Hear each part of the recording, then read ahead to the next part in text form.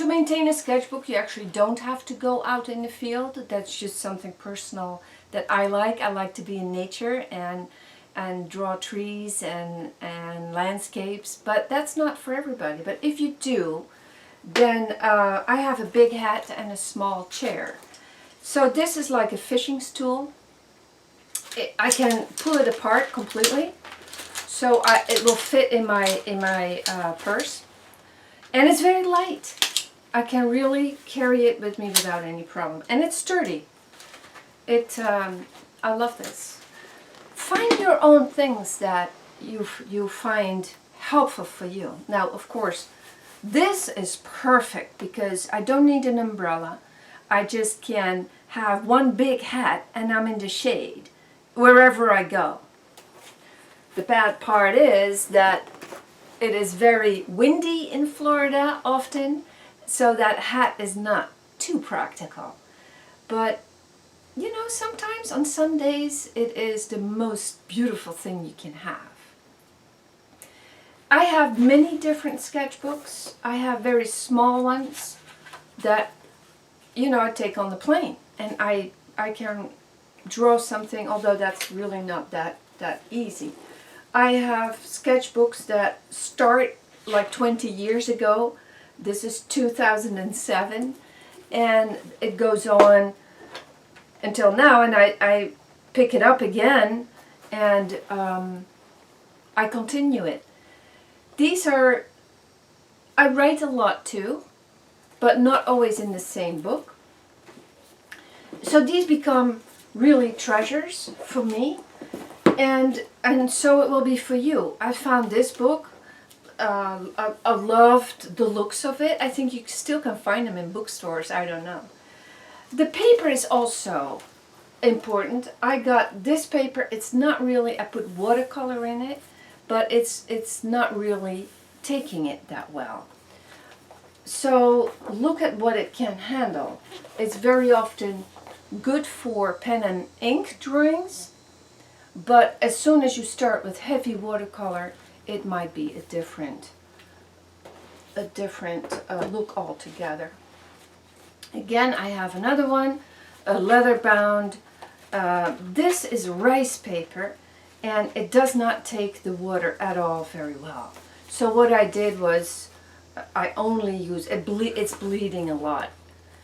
I only use pen and ink. So let's look at the paper a little bit and then see what you want to do with your sketchbook. And start with one, and then, just like me, develop a lot. When you go out with certain materials, you pick and choose whatever you want. There are some that the paper is really thick and smooth, and then you can really use all kinds of materials with that. These are actually the best. So find one that suits your needs.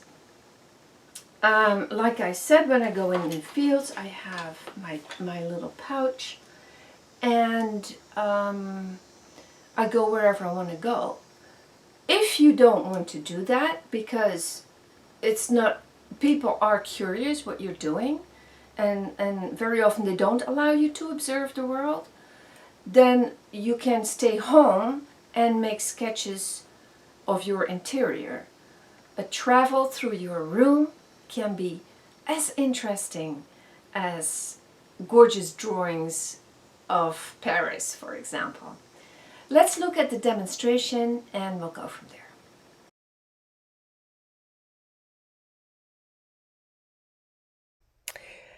Here I'm going to demonstrate a pen and ink drawing, how I do it in my sketchbook. The paper is a drawing quality, but it's a thick quality. It's not watercolor paper. I want for the micron a smooth kind of paper. But I start with a graphite pencil. I like those because they can make beautiful points, and the points stay good for a long time. At a very early stage, I am putting in the watercolor so it can dry. I want to go over it later, and you will see that I build it up very slowly with the watercolor, and then the graphite, and then the micron. I'm using a micron pen, very fine, 005, but I'm building it up very slowly with gradually adding parts of the watercolor, like the values, that the leaves are dark, the flowers are white, the background is busy, so I'm making it, I don't know if I will make it light or dark, I'm not sure yet. So that will be visible over time when we're building it. See what you can do with the graphite pencil. It's very sharp lines. I love that. I'm sure you can do that with regular pencil as well, but this has just more graphite in it. And I love it for that reason. I leave the watercolor to dry, but I'm also having a paper towel handy so I can lift it up, because I still don't know if I want to do this part darker or light. I'm not really sure. Definitely I want the background to blend. The leaves are the darkest. So I don't want to have strong images in the background. It has to be blurred. But again, I'm not really sure where it's going yet. I know my composition, that's all I know. And I also know that the watercolor needs to dry thoroughly for me to go over with a pen later.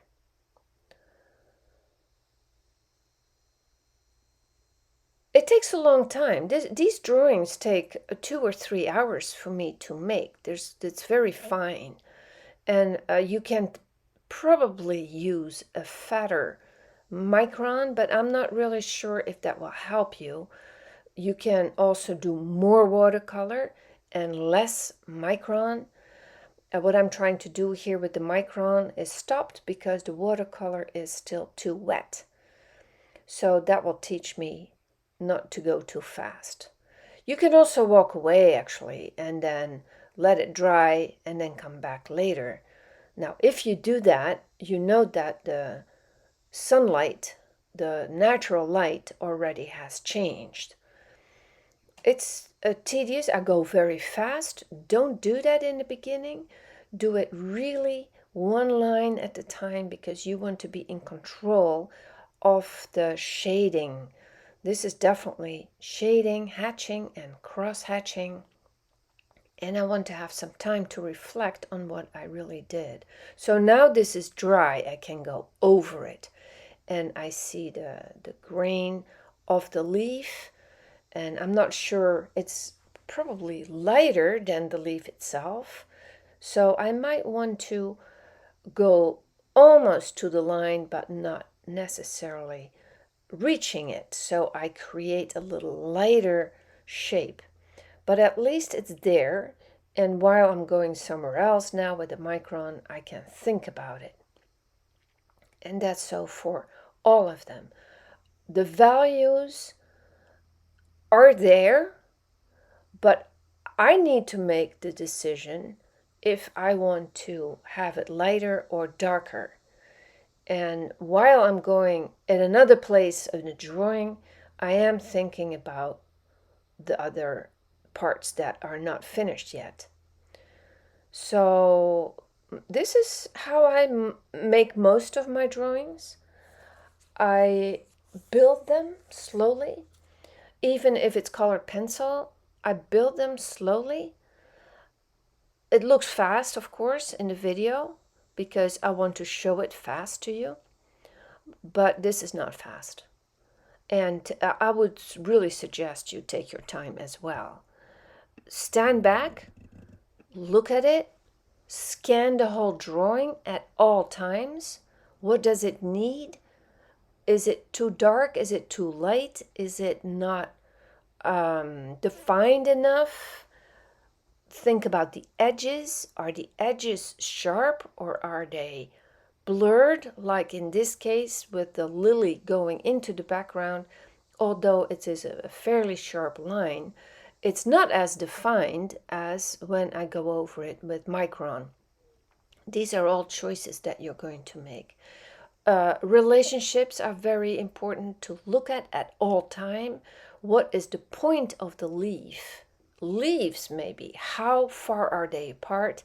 If you scan your whole still life at all time, you can adjust while you are drawing.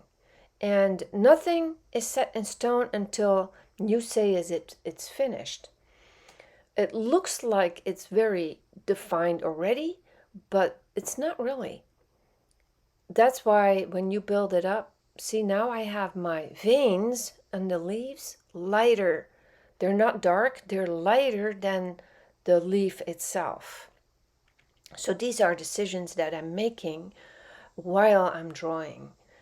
You can also do cityscapes with the combination of watercolor and pen, or pen and ink, but build it up at the same time. Don't make a whole watercolor and then go over it with the Micron, or the other way around. Build it at the same time. Here are some cityscapes. The nice part is that you can be very precise, and I'm having a lot of fun doing these. So can you.